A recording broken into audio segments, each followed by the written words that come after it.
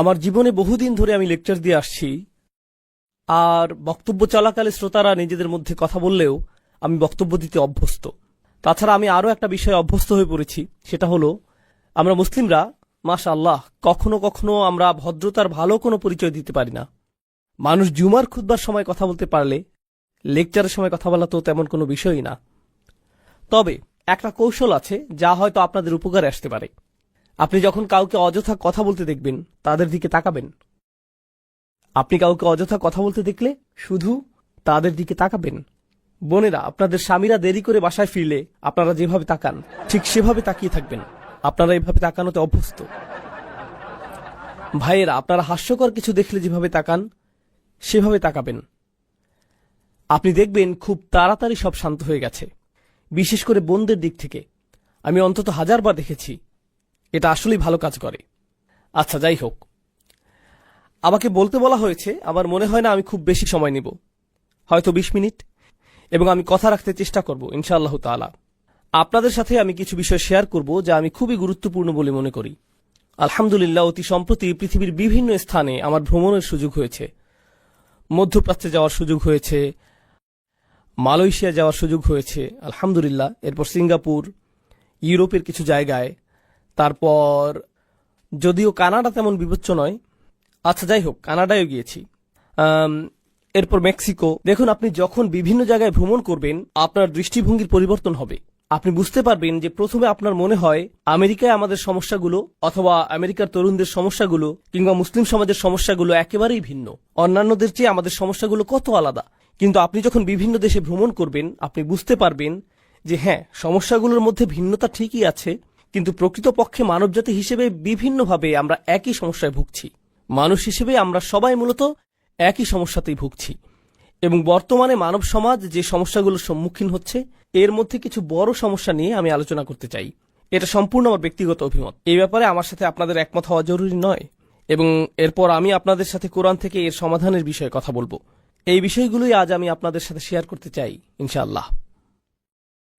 দেখুন, ব্যক্তিগতভাবে আমি বিশ্বাস করি আমাদের বর্তমান সময়ের সবচেয়ে বড় সমস্যাগুলোর গোড়া মূলত একটাই, লোভ। মানুষের সবচেয়ে বড় সমস্যা হল ক্রমবর্ধমান এবং অনিয়ন্ত্রিত লোভ ও স্বার্থপরতা। এই লোভ আমাদেরকে এমন দিকে নিয়ে যাচ্ছে, যেমন ধরুন ব্যবসা বাণিজ্যের ক্ষেত্রে এই লোভ বড় বড় প্রতিষ্ঠানগুলোকে এমন একটা পরিস্থিতিতে নিয়ে গেছে তারা শুধু লাভের কথাই চিন্তা করে, আর বছরের পর বছর কিভাবে তাদের ব্যবসার আয় বৃদ্ধি করবে সেই চিন্তা করে। এবং এমনটা করতে গিয়ে সমুদ্রের একটা সম্পূর্ণ অংশ কি ধ্বংস হয়ে যাচ্ছে, নাকি একটা পুরো গ্রাম উজাড় হয়ে যাচ্ছে, নাকি এর মাধ্যমে পাহাড় ধ্বংস হয়ে যাচ্ছে, অথবা এটি শুধু পরিবেশের গঠনগত ক্ষতি করছে তাই নয়, বরং সমগ্র পৃথিবীর সামাজিক এবং অর্থনৈতিক পরিবেশের ক্ষতি করছে, তারা এসবের কোনো কিছুই তোয়াক্কা করছে না, কারণ দিন শেষে এর মাধ্যমে তারা লাভ করতে পারছে। তাহলে পৃথিবীর সমস্ত দুর্নীতির একটা বড় অংশ, রাজনৈতিক দুর্নীতি বলেন বা পরিবেশগত দুর্নীতি, যা খুবই আশঙ্কাজনক, তাই না? এই সব কিছুর মূল কারণ হচ্ছে অনিয়ন্ত্রিত, লাগামহীন এবং অপ্রতিরোধ্য লোভ। এটাই মূল কারণ। আমি ব্যক্তিগতভাবে বিশ্বাস করি এটাই বর্তমান বিশ্বের অনেক অনেক অনেক সমস্যার কেন্দ্রবিন্দু। আপনি যদি লোভ সম্পর্কে কোরআন থেকে গবেষণা করেন আপনি দেখবেন আল্লাহ আযজা জাল্লা বেশ স্পষ্ট ভঙ্গিতে এর বর্ণনা দিয়েছেন। তিনি বলছেন, অমাইয়ুকা শুহা নাফসিহি ফাউলাইকা হুমুল মুফলিহুন। আয়াতটির ভাষা খুবই ইন্টারেস্টিং। আল্লাহ বলছেন যাদেরকে তাদের অন্তরে বিদ্যমান লোভ থেকে রক্ষা করা হয়েছে। অন্যভাবে বলতে গেলে আল্লাহ এই সত্যের ঘোষণা দিচ্ছেন যে প্রত্যেক মানুষের মধ্যে কি আছে? লোভ আছে। আমরা সবাই লোভী। বিষয়টা এমন না যে কিছু মানুষ লোভী আর কিছু মানুষ লোভী নয়। প্রকৃতপক্ষে আমরা সবাই লোভী। এবং এরপর আল্লাহ বলছেন অমাইয়ুকা, যা প্যাসিভ ফর্ম। এর মাধ্যমে বলা হচ্ছে যে ব্যক্তিকে এই লোভ থেকে রক্ষা করা হয়েছে, অর্থাৎ আমার অন্তরের ভিতরে এমন কিছু একটা আছে এবং আমি নিজে আমাকে এর থেকে সুরক্ষিত রাখতে পারি না।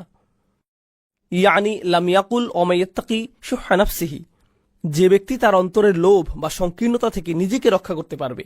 আমি যদি বলি, মনোযোগ দিয়ে শুনুন, আমি যদি বলি আমি আমাকে রক্ষা করতে সক্ষম, এখানে রক্ষা করার কাজটি কে করছে? আমি নিজে। আমি নিজে কাকে রক্ষা করছি? আমার নিজেকে। কিন্তু আমি যদি বলি আমাকে রক্ষা করা হয়েছে, এই ধরনের বাক্যে রক্ষা করার কাজটা কে করছে? অন্য কোনো ব্যক্তি, এমন কেউ যার কথা উল্লেখ করা হয়নি। এই আয়াতে আল্লাহ বলছেন, তোমাদেরকে অবশ্যই বাইরে থেকে নিরাপত্তা দিতে হবে, বাইরের কাউকেই আসতে হবে যে তোমাদেরকে তোমাদের মনের গভীরে থাকা লোভ থেকে রক্ষা করবে, এবং তোমাদের কাছ থেকে লোভ, সংকীর্ণতা কখনো আলাদা করা যায় না। এই জন্যই কোরআনের ভাষায় আমরা এমনটা পাই না আশুহা ফি নফসিহি অথবা আশুহা লি নফসিহি, বরং এটা ছিল শুহা নফসিহি। এর মানে হলো, ব্যাকরণের শিক্ষার্থীদের জন্য বলছি, এটা একটা ইদাফ, এখানে একটা মুদাফ এবং মুদাফ ইলাই আছে, এবং এই দুইটা শব্দ পরস্পরের সাথে দৃঢ়ভাবে জুড়ে আছে। আপনি একটা মুদাফকে মুদাফ ইলাই থেকে আলাদা করতে পারবেন না। আল্লাহ বলছেন, মানুষ কখনোই তাদের নিজেদেরকে লোভ থেকে পৃথক করতে পারবে না। এমন কোনো একটা দিন আসবে না যেদিন আপনার ঈমান এতটাই সুউচ্চ থাকবে এবং আপনি আর কোনো লোভ অনুভব করবেন না। এমনটা কখনোই হবে না। প্রত্যেকটা দিন আমাকে আপনাকে লোভের বিপরীতে নিজেদেরকে আত্মরক্ষা করে যেতে হবে। এটা একটা সার্বক্ষণিক সংগ্রাম। আমি শুরু করেছিলাম বড় বড় প্রতিষ্ঠানের কথা, পৃথিবী দূষণ এবং ধ্বংসের কথা বলে। এখন আসুন বিষয়টাকে আমরা আমাদের ঘরের কাছাকাছি নিয়ে যাই। প্রতিটি মাই লোভী, প্রতিটি বাবাই লোভী, প্রতিটি ছেলে সন্তান লোভী, প্রতিটা কন্যা সন্তান লোভী। একটা বাচ্চা বলে, তুমি গত সপ্তাহে আমাকে একটা খেলনা কিনে দিয়েছ, আমি এখন আরেকটা চাই। জানেন, আমার ছেলে একটা সৈনিক কিনতে চেয়েছে, আমাকে বলেছে নিনজা টার্টেলের নতুন একটা সৈনিক কিনে দিতে। ঠিক আছে, কারণ তারা তাদের পুরাতন সৈন্যগুলো পরিবর্তন করেছে, এখনকারগুলো আরো বিদঘুটে। এখন তাদের চোখগুলো কেমন জানি উন্মাদের মতো, মাথাটা কঙ্কালের মতো, কিন্তু সে এই নতুন সৈনিকই চায়। সে টিভিতে নতুন নিনজা টার্টেল দেখেছে, তাই সে আমাকে বলল, বাবা আমাকে নতুন একটা সৈন্য কিনে দাও। আচ্ছা, আমি তাকে একটা সৈন্য কিনে দিলাম। আর জানেন, যখন আমি তাকে এটা দিলাম, সে যে কি খুশি হয়েছিল। তারপর সে আমাকে বলল, আরো 3টা সৈনিক চাই, কারণ প্রত্যেকটা টার্টলের জন্য আমার একজন একজন করে সৈনিক লাগবে। দেখো, 4 জন মিলে শুধুমাত্র একজন সৈনিকের সাথে লড়াই করতে পারবে না। ইন্না লিল্লাহি ওয়া ইন্না ইলাইহি রাজিউন, এটা হতে পারে না। লড়াইটা অবশ্যই ন্যায্য হওয়া উচিত, তাই না বাবা? এমনকি আপনার 3 বছরের বাচ্চাটারও লোভ আছে। আপনি বাসায় একটা কেক নিয়ে আসেন, কিংবা বাসায় M&M অথবা খুবই ছোট্ট সামান্য কোনো চকলেট নিয়ে যান, দেখবেন বাচ্চারা সবাই সেখানে জড়ো হয়ে যাবে। ধরুন একটা বাচ্চা একটা চকলেট পেল, আর একটা বাচ্চা 2টা পেল।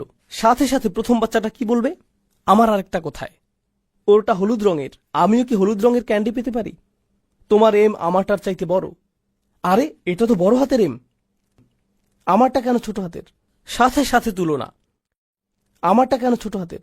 সুতরাং আপনি যেটা বুঝতে পারবেন, ধরুন আপনি যদি তাদেরকে প্রশ্ন করেন, যদি সে 2টা খায় আর তুমি একটা খাও, তাহলে তোমারটার স্বাদ কি কমে যাবে? সে কি তোমার খুশির কোনো অংশ কোনোভাবে কেড়ে নিচ্ছে? কারো কাছে কোনো কিছু আছে জানলেই আমরা ভাবি, এটা আমার চাই। লোভের ক্ষেত্রে সবচেয়ে অদ্ভুত ব্যাপারটা কি জানেন? একটা বাচ্চা বসে আছে, তার আশেপাশে সব খেলনা, সে কিন্তু এগুলো দিয়ে খেলছে না। এরই মধ্যে তার ভাই এসে শুধু খেলনাগুলোর দিকে তাকালো, সাথে সাথে বাচ্চাটা কি করে?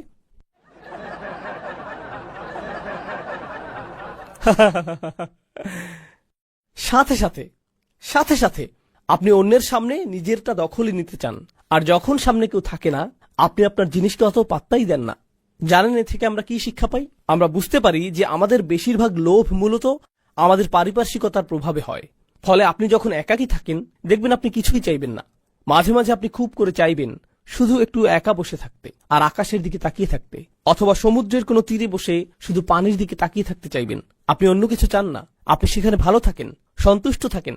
কিন্তু আপনি যখন লোকালয়ে বের হন আর খুব সুন্দর একটা গাড়ি দেখেন, যখন অনেক সুন্দর কোনো এলাকা দেখেন, বড় কোনো বাড়ি দেখেন, যখন আপনি অন্য কোনো শহরে ভ্রমণ করেন যেখানকার আবহাওয়া ডালাসের চাইতে অনেক অনেক ভালো, এবং যেটা পাওয়া খুব একটা কঠিন কাজও না, তখন সাথে সাথে আপনার কেমন লাগে?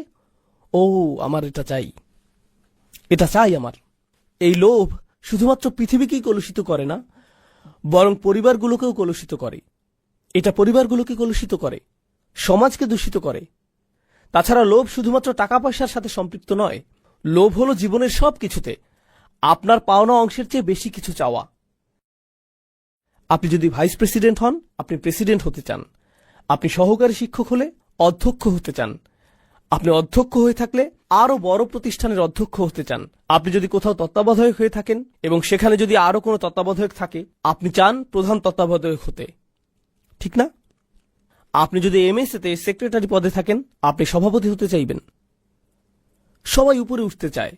আপনি যদি কোনো প্রতিষ্ঠানের একেবারে প্রাথমিক স্তরে কাজ পেয়ে থাকেন, খুব শীঘ্রই আপনি ম্যানেজার হতে চান। আপনি নিজের জন্যই এমনটা করতে চান। আপনি নিজেকে উপরে ওঠার জন্য ঠেলতেই থাকেন, এক অবস্থানে তৃপ্ত থাকেন না। আপনি দেখবেন পৃথিবীর অনেক ধনী মানুষেরা মূলত পৃথিবীতে সবচেয়ে দুর্ভোগের জীবনযাপন করে। যারা কোটি কোটি টাকা আয় করেছে, যারা পাগলের মতো টাকা আয় করেছে, এই ধরনের মানুষদের মধ্যে বেশিরভাগেরই জীবন বলতে কিছু থাকে না। তাদের কোনো জীবন থাকে না, পরিবার থাকে না, তাদের ছুটি বলতে কিছু থাকে না। তারা ছুটি নিতে চান না, তারা শুধু উপরে উঠতে চান। তারা মনে করেন তারা ছুটিতে গেলে তাদের ছুটে চলার এই যন্ত্রের গতি কমে যাবে, তাদের কাজে দ্রুত ফিরে আসতে হয়, এবং তারা যদি ছুটিতে গিয়েও থাকেন সেখানে বসে ইমেইলের